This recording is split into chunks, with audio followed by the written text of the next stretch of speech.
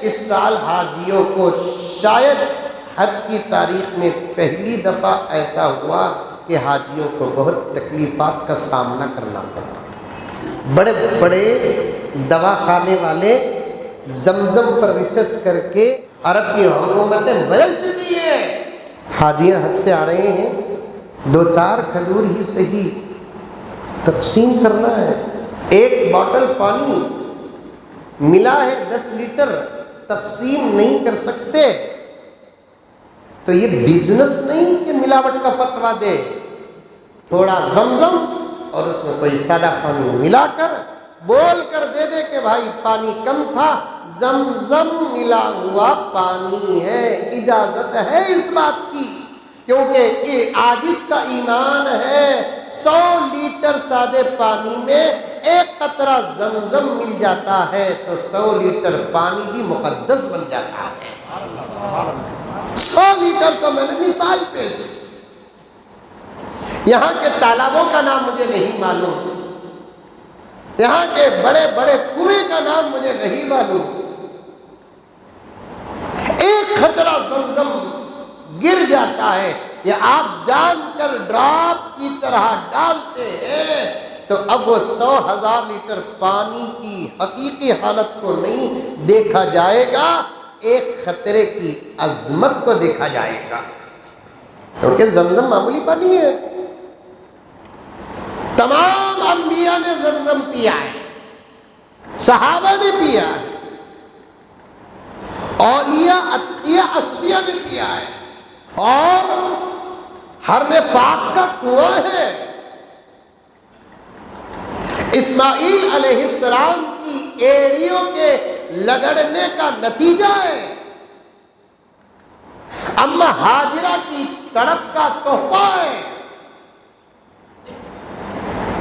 صاف احادیث کی کتابوں میں لکھا ہے کہ یہ کعبہ ہے، یہ زمزم کا کنواں ہے، لیکن بیچ میں ایک 15-20 میٹر کی مسافت تو ضرور ہے، لیکن اس کنویں کی اصل کعبے کی اندر ہے۔ کعبے کے اندر سے نکلنے والا جھرا چشمہ ہے، یہاں سے نکل کر وہاں پہنچتا ہے، اور سائنس آج زمزم کے کنویں پر ریسرچ کر کے میرے پاس موجود ہے۔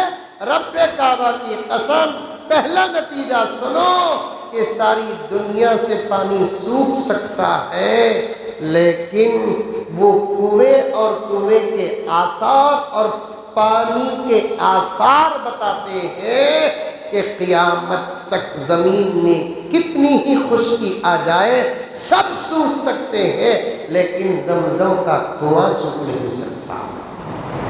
اور آپ تجربہ کر کے دیکھیں، 1 باٹل آپ نارمل پانی رکھ دیں، یا نہیں تو آپ کسی اور کمپنی کا پانی بھی رکھ دیں، میں نام لینا نہیں چاہتا کمپنیوں کا، کیونکہ آج اس کی بات جاتی ہے پھر وہ کمپنی والے میرے اوپر کیس ڈالا لے تو کہاں کی مصیبت ہے۔ نارمل پانی، فلٹر پانی آپ رکھ دیں، اور ایک طرف زمزم رکھ دیں، اور اس پر کئی سال گزرنے دیں، اس کے بعد اٹھا کر دیکھیں نارمل پانی خراب ملے گا، زمزم کبھی خراب ہوتا نہیں، شرط یہ ہے کہ کسی کا ہاتھ نہ پڑے۔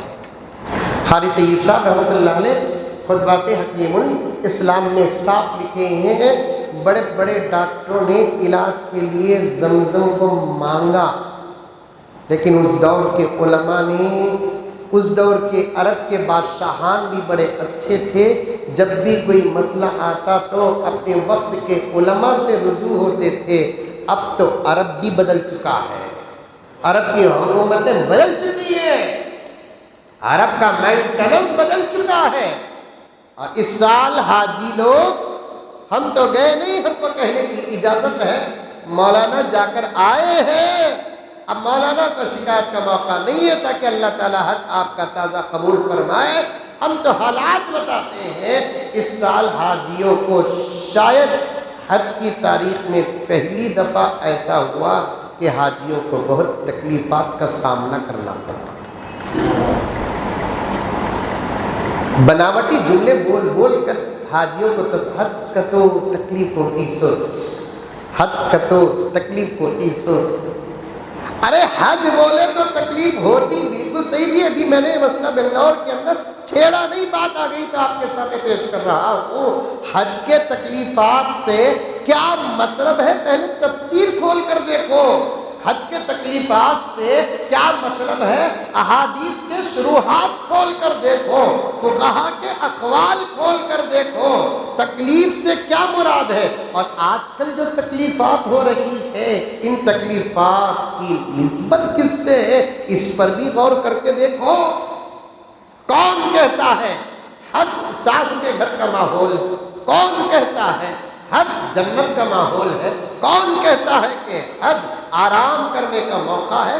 حج تو تکلیف ہی ہے، تکلیف ہی ہے، لیکن ذات عبادت میں تکلیف آتی ہے، اس پر شکایت حاجی کو کرنے کی ضرورت نہیں ہے۔ اور ایک زمانے میں تکالیف آتے تھے، اس زمانے کی حکومتیں خالی تھی، سادی سیدھی تھی، تو اس صورت میں شکایت کریں۔ اب تو اللہ تعالیٰ نے عرب کی سرزمین میں دولت کو اتنا رکھ دیا، اتنا رکھ دیا، اتنا رکھ دیا، 20-25 لاکھ حجاج کرام 4-4 5-5 لاکھ روپے خرچہ کر کے آ رہے ہیں نا۔ اگر تنہا عرب اس بات کا ارادہ کر لے، وہی 25 لاکھ حاجیوں کو خوراک کے ذریعے سے ہم حج کرائیں گے، پیسوں کی ضرورت نہیں، مفت کرائیں گے، تب بھی ساری دنیا کی دولتیں ختم ہو سکتی ہے، لیکن عرب ختم نہیں ہوگا، نہ عرب کی دولت ختم ہوگی۔ مجھے اور اس میں جانا بہت مناسب نہیں سمجھتا، میں انشاءاللہ کبھی عرض کروں گا، یا جس وقت میں جمعے کے موقع پر ان تمام باتوں کا پوسٹ مارٹم کروں گا تو آپ لوگ سن لینا۔ ایک زمانہ تھا حاجیوں کے پاس، علماء کے پاس حکومت ہر مسئلے پر رجوع ہوتی تھی۔ بڑے بڑے دواخانے والے زمزم پر ریسرچ کر کے عرب سے گزارش کی، تمہارے پانی میں شفا ہے، ہماری دوا جہاں کام نہیں کرتی وہاں تمہارے شہر کا پانی کام کرتا ہے، اسے آپ قیمتاً ہم کو دو، ہم آپ کو اس کی قیمت دیں گے۔ جب مسئلہ حکومت کے ذریعے سے علماء کے پاس آیا، علماء نے کہا کہ نہیں، اس پانی کا بزنس نہیں ہوگا، اور اسے ایسے ہی ساری دنیا میں اپنی مرضی سے ایکسپورٹ نہیں کر سکتے، آنے والا لے کر جائے جس کے مقدر میں ہے وہ، ورنہ پانی کا مقام بھی گر جائے گا اور مرتبہ بھی گر جائے گا۔ ویسا پانی ہے زمزم، اور بھی بہت ساری باتیں قرآن و حدیث کے ساتھ ساتھ حالات کے بھی حضرات علماء کے پاس ہے۔